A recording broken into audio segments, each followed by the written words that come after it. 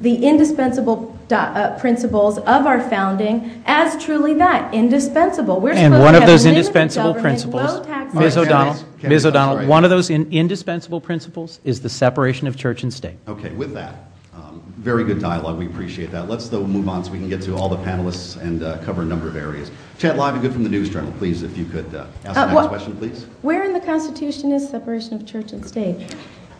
It's in, no, an excellent point. Hold on, please. Let's have some respect for the panelists and the questions they brought today and let them dictate a little bit, at least, on where we go with this, okay? Well, we're just going to stay on the Constitution theme here. Ms. O'Donnell, you have said that the Constitution will be a litmus test for how you'll vote in the Senate. There have been a lot of changes to the Constitution since it was ratified 223 years ago. Some Republicans and Tea Party members have called for repeal of some constitutional amendments. What are your thoughts about repealing the 14th, the 16th, and the 17th Amendments? 17th Amendment I would not repeal. That's the amendment that puts the power to for the state government to determine who represents you in Washington. I support that. I support the free election process of that. If you can, I'm sorry I didn't bring my Constitution with me. Fortunately, senators don't have to memorize the Constitution. Can you remind me of what the other ones are? 14th Amendment defines citizenship, and the 16th Amendment, I think you should know what the 16th Amendment is. Federal income tax? Okay. No, I support lowering the income tax, but that amendment gives the Congress the power to tax. Now, I, of all people, want to reform the IRS. I do believe that we desperately need tax reform. Citizenship, you're talking about illegal immigration. I think that we have to close the borders before we discuss any sort of amnesty or DREAM Act or anything in terms of, but our country has always welcomed people from other lands. We are a magnet because people want to come over and pursue the American dream. But we have made it harder and harder to do exactly that when it comes to taxation and overregulation that has strayed from the original principles. That's fine, Ms. O'Donnell. Thank you. Mr. Coons. A great question, Chad. Thank you. Of course, I would uphold the 14th, 16th, and 17th Amendments to the Constitution.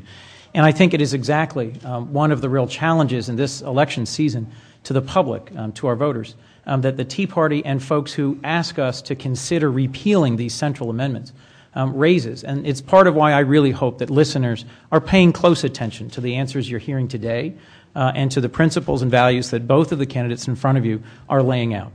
What I think Delaware voters want to hear about today is jobs, the economy moving forward. But a senator also has to understand the Constitution, be able to interpret it and apply it, and vote on Supreme Court justices.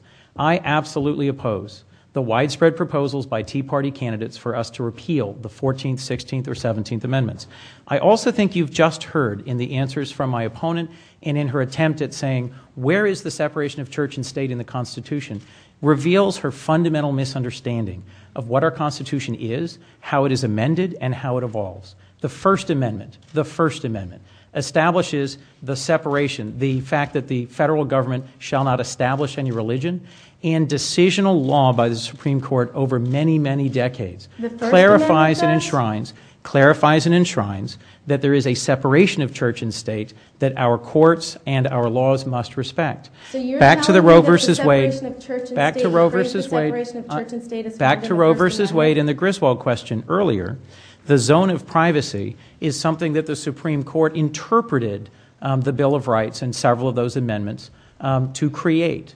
It is important for us in modern times to apply the Constitution, in my view, as it exists today and as it's been interpreted by our justices. And if there are settled pieces of constitutional law, like the separation of church and state, like the individual right to reproductive freedom that Roe versus Wade represents, that we've lived with and have lived under for decades, in my view, it is important to know whether you have on my side a candidate who believes and supports those things, and on the other side, a candidate who's both unfamiliar with and does not support those things. You're telling me that the separation of church and state is found in the First Amendment. Government shall make no establishment of religion. That's in the First Amendment. All right, 8:15 here on 11:50 a.m. WDEL. You are listening to a live debate. We are at Widener University School of Law this morning between U.S. Senate candidates Chris Coons and Christine O'Donnell.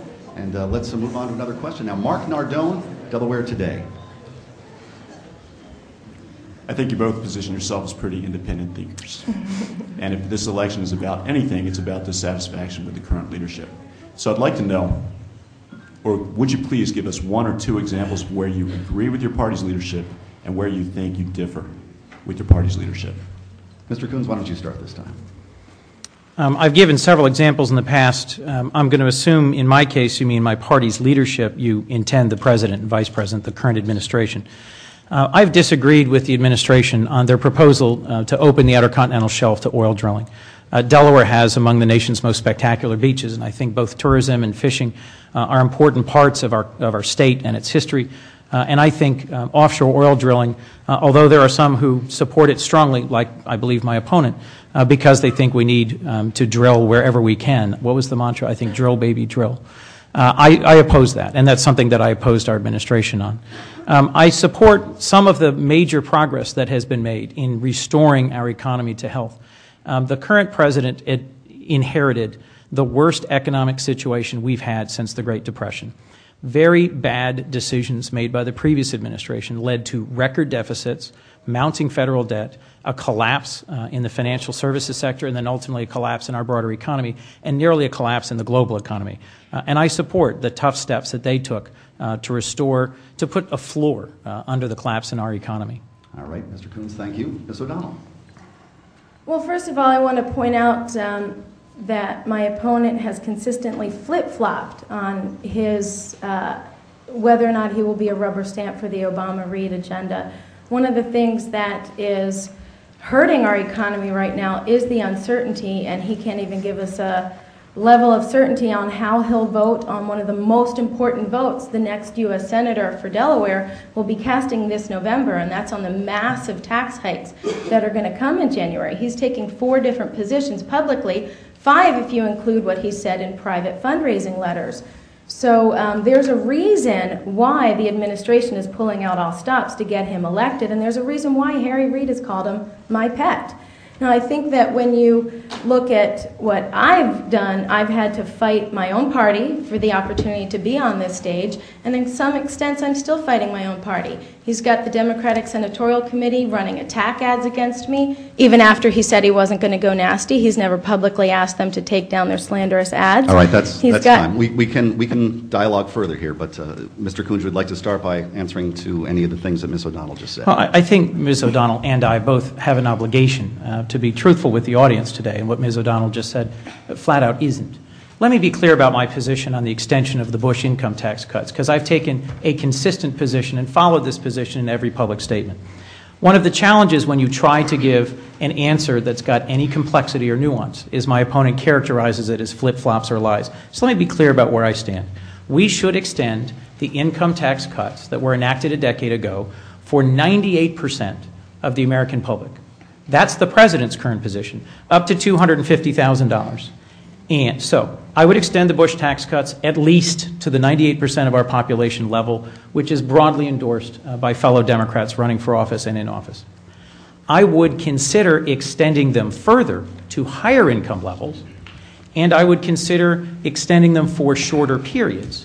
But in my view, whether we extend them for 2 or 3 years or extend them for 10 years ought to be balanced against what other tax cuts we can and should come to an agreement with. No, I didn't realize we were allowed to jump in. I'll remind you of your positions. Well, on I'm going to ABC's finish this stating week, my position before you start saying I'm lying and you said that you would vote to extend the majority on CNN last week. I'm going to simply finish my statement about what my position is. Well, you said that you had 4 I've said over and only over one. I'm going to remind you of your 4 different public positions positions that all contradict each other. The simple value I will apply in deciding what additional extensions of tax cuts to offer is what has the best chance of putting people back to work. What has the best chance of getting our economy started Thank again? you for being a gentleman. So whether we're going to have a research and development tax credit, a small business tax credit, a home office exemption expansion, I think all has to be weighed with what further exacerbates the deficit and the debt. Okay. Ms. O'Donnell. Now, Ms. O'Donnell. your 4 different positions on ABC's this week, you said that you would vote to extend the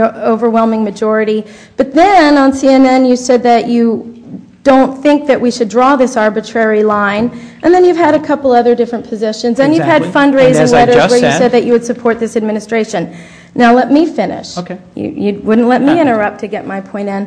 Now when you say that you support extending or cutting, increasing the taxes on the top 2%, you are blatantly ignoring that the small business owners fall under that. If you were intellectually honest and do want to do what is best for stopping the debt, for getting jobs, then you would stop all of these tax increases that are going to come in January, because in this economy, it is not the time to raise taxes on anyone, small business owners or the upper income job creators. When you decrease taxes, revenue increases. It happened under Kennedy, it happened under Reagan, so this is not a partisan position. This is what Economics 101 will teach you that happened under a Democrat president and a Republican president. But when Carter raised taxes, it caused massive inflation, massive debt. If you want to do that, then by all means, continue to run our economy into the ground the way you have here in Newcastle County, where unemployment has doubled under your watch, where by 2014, some reports are showing if we continue to tax and spend at the rate that you have done, Newcastle County will be bankrupt. You raise taxes on low-income seniors, you raise taxes on low-income disabled, giving the most vulnerable in our society an economic disadvantage, and you brag about balancing the budget, but you've balanced the budget by raising taxes and depleting the surplus fund. Okay. We don't need any more of that in Washington, D.C. Ms. O'Donnell, the News Journal has repeatedly, publicly reviewed and discredited and disproven several of the things you just said. I think today's debate, we need to focus on what I believe the Delawareans in this audience and listening to us today want to hear, which is not your repeat of previous misstatements, falsehoods, and misleading comments, but rather, what's our positive agenda for moving forward? We've launched something called fact-checking the News Journal's fact check, and Chad can attest that we've given him all of the documentation to prove that what they claim to be mostly true and mostly false is indeed true. So, Chad, whether or not you choose to report on that documentation is up to you, but we have also posted it all on our website, Christine2010.com. So I would encourage people to go look at the facts instead of what the News Journal reports. All right, let's move on. We're getting sidetracked here, I feel. Tamala Edwards from WPVI came a long way to see you folks, so we'd like to let her ask her question this morning. Tamala. Good morning to both of you. As you know, being a senator is a position of leadership, so let's talk about that a little bit. And Mr. O'Donnell, in a previous debate, Mr. Coons said you had plenty of slogans, but not solutions. And as well, I'm sure you saw Meghan McCain and other Republicans take you on a little bit in terms of what is your background, your success, your experience. Can you give us 3 examples of initiatives, efforts, or projects that show your success as a leader? 60 seconds. Absolutely. I can give you well more than 3. Let me first address the issue of experience. I've spent over 10 years working in Washington directly impacting legislation. I have more experience directly working with federal legislation than my opponent does. I have a graduate fellowship in constitutional government. When it